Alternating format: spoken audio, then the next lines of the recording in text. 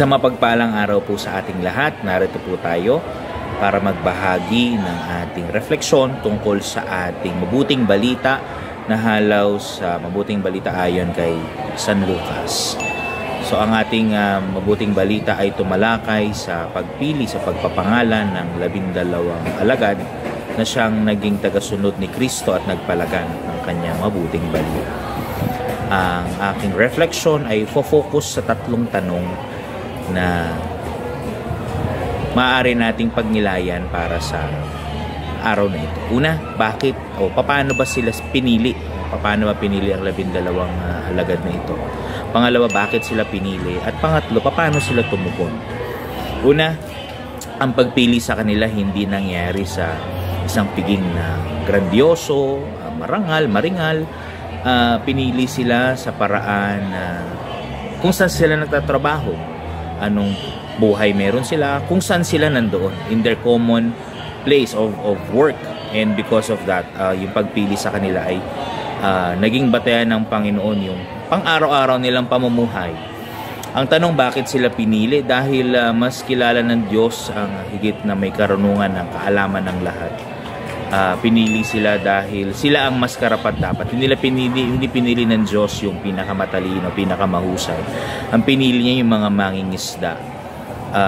At ang mga mangingisdang ito ay ginawang mamamalakaya ng tao.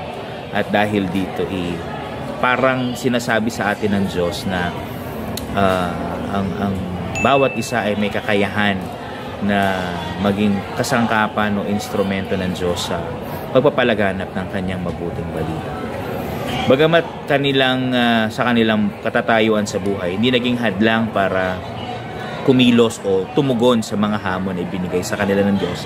At ang pagtugon, mas nakakatuwa. Ang pagtugon ay may kasamang kababaan ng loob or humility, so to speak.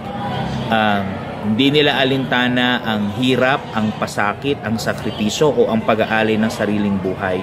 Ang kanilang naging misyon sa lupa ay hindi naging madali. Kahit kapalit ay sakit, even their own life, na uwi sa mga ganitong klaseng pagsasakripisyo, they don't even bother because they all do this in the glory of God. Para silang mga envelope, mga sisidlan, hindi nila alintana, pero naging tagapagdala sila ng mensahe ng Diyos sa atin. At yung halimbawa na yun ang pwede nating baunin sa pang-araw-araw nating pakikipagbuno, paglaban sa mga hamon ng buhay. So yun po mga kapatid, maraming salamat po. Patuloy po tayong tumutok sa ating Facebook PH YouTube channel. Manatili din po, pwede din po ninyong i-download ito, ang Facebook app. Or kung di man po, mag-register po tayo sa www.faithbook.ph. Muli po, magandang araw sa ating